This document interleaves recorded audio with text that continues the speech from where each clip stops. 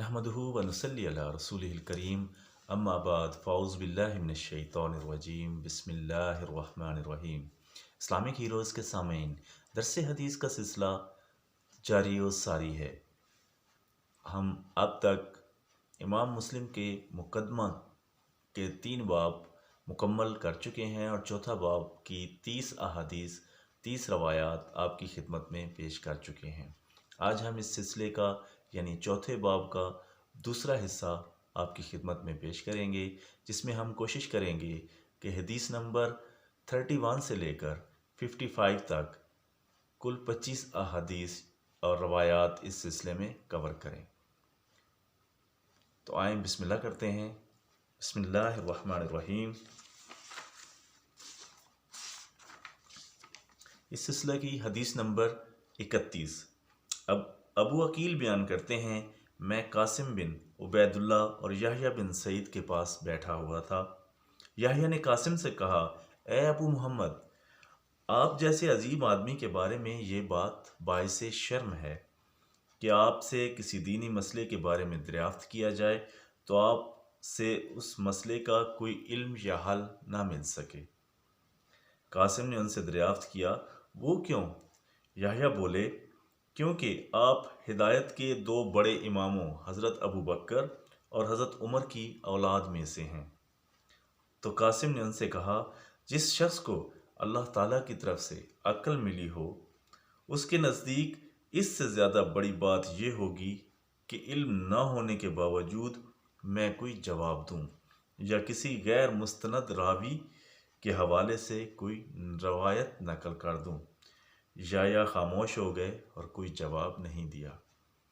दोस्तों, यहाँ ये बात ज़हन नशीन करने वाली है कि ये जो रवायात पेश कर रहे हैं इमाम मुस्लिम रहमहुल्लाह, उनका मकसद यही है कि गैर मुस्तनद रावियों से रवायत ना ली जाए और ना ही कोई नबी सल्लल्लाहु अलैहि वसल्लम की अहादीस पेश करते वक्त कोई झूठी रवायत पेश की जाए।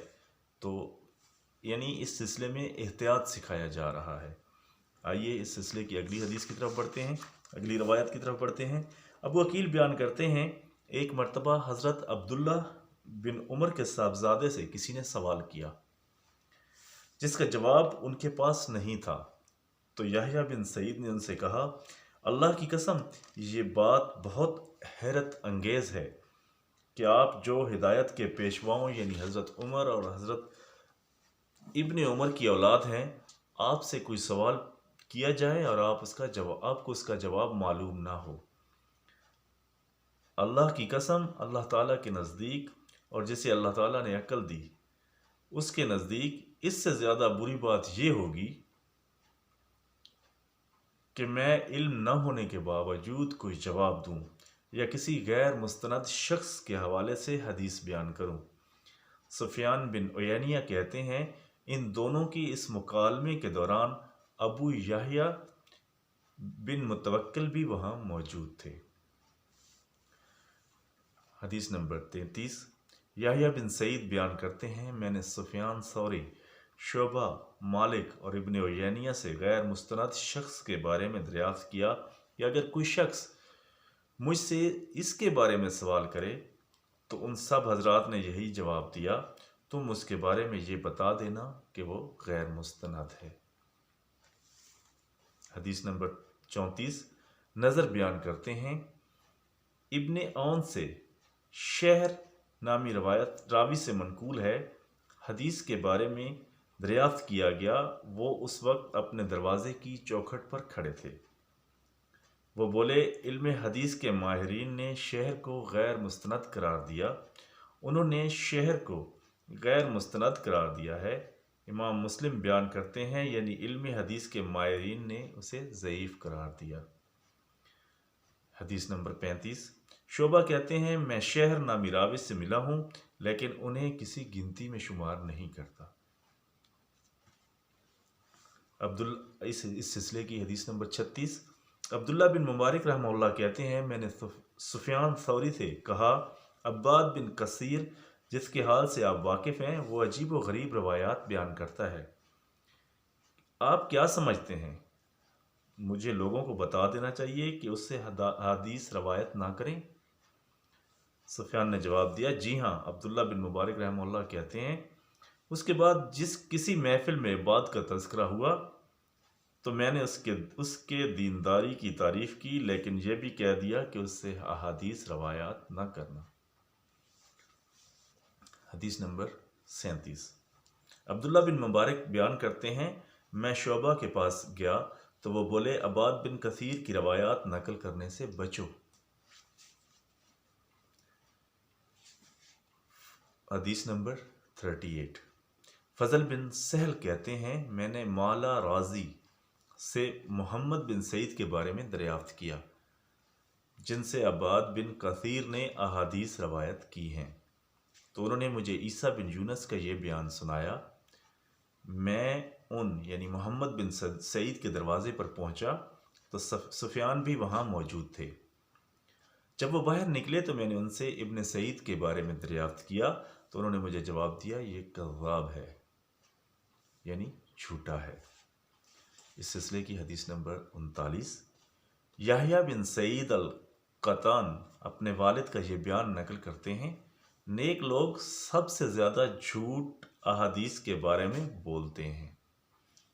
ابن ابی عتاب کہتے ہیں میری ملاقات یحییٰ بن سعید القطان کے بیٹے محمد بن یحییٰ سے ہوئی۔ میں نے ان سے اس قول کے بارے میں دریافت کیا تو انہوں نے اپنے والد کے حوالے سے یہ بات بیان کی نیک لوگ سب سے زیادہ جھوٹ احادیث کے بارے میں بولتے ہیں۔ امام مسلم رحمہ اللہ فرماتے ہیں یہ لوگ جان بوجھ کر جھوٹ نہیں بولتے بلکہ جھوٹ ان کی زبانوں سے جاری ہو جاتا ہے۔ حدیث نمبر 40۔ خلیفہ بن موسیٰ کہتے ہیں میں غالب بن عبداللہ کے ہاں گیا تو انہوں نے مجھے مکحول کے حوالے سے احادیث کی املاء کروانا شروع کر دی۔ اسی دوران پیشاب کرنے کے لیے گئے، میں نے ان کے رجسٹر میں دیکھا تو اس میں ابان کے حوالے سے روایات موجود تھیں۔ میں نے انہیں وہیں چھوڑا اور اٹھ کر آ گیا۔ میں نے حسن بن علی الحلوانی کو یہ بیان کرتے ہوئے سنا میں نے عفان کی کتاب میں حشام ابو المقدام کے حوالے سے حضرت عمر بن عبد العزیز رحمہ اللہ کی روایات دیکھی ہیں جس کی سند حشام نے یوں بیان کی تھی مجھے یحییٰ بن فلاں نامی ایک صاحب نے محمد بن کعب کے حوالے سے یہ روایات سنائی ہیں۔ حسن بن علی کہتے ہیں میں نے عفان سے کہا لوگ تو یہ بیان کرتے ہیں حشام نے یہ روایات محمد بن کعب سے براہ راست سنی ہیں، تو عفان نے جواب دیا اس حدیث کے حوالے سے کچھ الجھاؤ موجود ہے کیونکہ حشام پہلے یحییٰ کے حوالے سے محمد بن کعب کی روایات نقل کرتا تھا، پھر اس نے یہ دعویٰ کیا کہ اس نے یہ روایات محمد بن کعب سے سنی ہیں۔ حدیث نمبر 41۔ عبداللہ بن عثمان کہتے ہیں میں نے عبداللہ بن مبارک سے پوچھا وہ صاحب کون ہیں جن کے حوالے سے آپ نے حضرت عبداللہ بن عمر رضی اللہ عنہ سے منقول یہ حدیث روایت کی ہے عید الفطر کے دن تحائف کا تبادلہ ہونا چاہیے؟ تو عبداللہ بن مبارک نے جواب دیا سلمان بن حجاج وہ شخص ہے، میں اس کے حوالے سے تمہارے سامنے جو روایت بیان کروں تم بھی اس کی تحقیق کر لینا۔ عبداللہ بن مبارک فرماتے ہیں میں نے درہم سے کم مقدار میں کپڑے یا جسم پر لگا ہوا خون معاف ہے یہ روایت نقل کرنے والے صاحب روح بن غطیف کو ایک جگہ بیٹھ کر احادیث بیان کرتے ہوئے دیکھا تو میں بھی اس کے پاس بیٹھ گیا، پھر مجھے یہ سوچ کر شرم آنے لگی کہ کہیں میرے ساتھی مجھے اس کے پاس بیٹھا ہوا نہ دیکھ لیں کیونکہ اس کی روایات ناپسند ہوتی ہیں، یعنی انہیں مستند نہیں سمجھا جاتا۔ حدیث نمبر 42۔ عبداللہ بن مبارک بیان کرتے ہیں بقیہ سچا آدمی ہے لیکن وہ ہر طرح کے شخص سے روایت قبول کر لیتا ہے۔ حدیث نمبر 43۔ شعبی فرماتے ہیں حارث عور حمدانی نے مجھے احادیث سنائی ہیں لیکن وہ کذاب ہے۔ اس سلسلہ کی حدیث نمبر 44۔ مغیرہ کہتے ہیں میں نے شعبی کو یہ کہتے ہوئے سنا کہ حارث عور نے مجھے احادیث سنائی ہیں، لیکن شعبی اس بات کی گواہی دے رہے تھے کہ وہ جھوٹا ہے۔ حدیث نمبر 45۔ علقمہ کہتے ہیں میں نے کہا میں نے 2 برس میں قرآن حفظ کیا ہے، تو حارث بولا قرآن آسان ہے، وہی یعنی احادیث یاد کرنا زیادہ مشکل ہے۔ حدیث نمبر 46۔ حارث کہتے ہیں میں نے 3 سال میں قرآن سیکھا اور 2 سال میں حدیث کا علم حاصل کیا۔ راوی کہتے ہیں یا شاید اس نے یہ کہا تھا کہ میں نے 3 سال میں حدیث کا علم حاصل کیا اور 2 سال میں قرآن سیکھا۔ حدیث نمبر 47۔ ابراہیم فرماتے ہیں حارث پر جھوٹ بولنے کا الزام عائد کیا گیا ہے۔ حدیث نمبر 48۔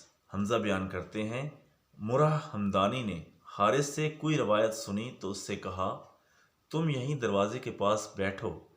پھر مرہ اپنے گھر میں گئے اور تلوار نکالی، لیکن حارث کو خطرے کا اندازہ ہو گیا تھا، اس لیے وہ بھاگ گیا۔ حدیث نمبر 49۔ ابو عون کہتے ہیں کہ ابراہیم نے ہمیں یہ ہدایت کی تھی مغیرہ بن سعید اور ابو عبد الرحیم کی سے احادیث روایت کرنے سے گریز کرنا ہے، کیونکہ یہ دونوں بہت جھوٹ بولتے ہیں۔ حدیث نمبر 50۔ عاصم کہتے ہیں ہم ابو عبد الرحمن سلمہ کی خدمت میں حاضر ہوا کرتے تھے۔ ان دنوں ہم جوان تھے۔ وہ ہمیں ہدایت کرتے تھے کہ ابو الاحواس کے علاوہ کسی اور قصہ گو کی ہم نشینی اختیار نہ کرنا، اور بطور خاص شقیق سے روایت نقل کرنے سے احتراز کرنا۔ عاصم کہتے ہیں شقیق خارجیوں سے نظریات رکھتا تھا، اور یہ شقیق نہیں ہے جس کی کنیت ابو وائل ہے۔ حدیث نمبر 51۔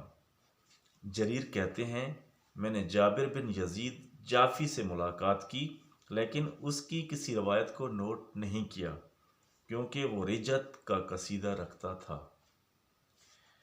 حدیث نمبر 52۔ مؤثر کہتے ہیں جابر بن یزید نے بدعقیدہ ہونے سے پہلے ہمیں احادیث سنائی ہیں۔ حدیث نمبر 53۔ سفیان کہتے ہیں جابر کی بدعقیدگی کے اظہار سے پہلے لوگ ان سے احادیث روایت کرتے رہے، لیکن جب اس نے اپنی بدعقیدگی کا اظہار کیا تو لوگوں نے اس کی نقل کردہ روایات کو مشکوک قرار دے دیا، بلکہ بعض نے تو اسے متروک قرار دے دیا۔ سفیان سے پوچھا گیا اس نے کس بدعقیدگی کا اظہار کیا تھا، تو انہوں نے جواب دیا رجت کے عقیدے پر ایمان رکھنے کا۔ حدیث نمبر 54۔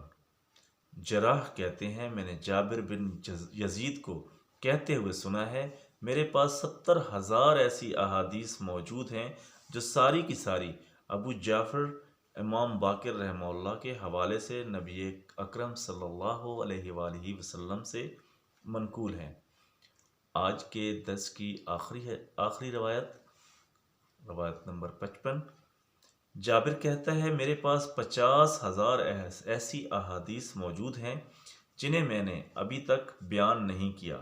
پھر ایک دن اس نے ایک روایت بیان کی اور بولا یہ ان 50,000 میں سے ایک ہے۔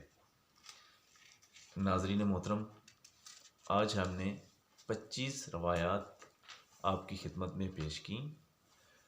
امام مسلم کا مقدمہ باب نمبر 4، آج اس کا دوسرا حصہ ہم نے مکمل کیا۔ امید ہے ہم اگلی نشست میں اسے مکمل کر دیں گے۔ دوستو، اس میں مختلف راویوں کے بارے میں امام مسلم رحمہ اللہ نے وضاحت کی ہے کہ وہ کذاب تھے، ان کا حافظہ کمزور تھا، وہ متروک تھے، وہ رجت پسند تھے۔ تو یہ مختلف قسمیں ہیں جن سے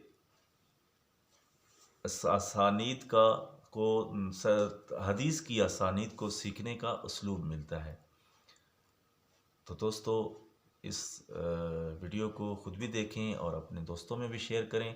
صدقہ جاریہ بنے ہمارے لیے اور اپنے لیے۔ جزاک اللہ خیرہ و احسن الجزا۔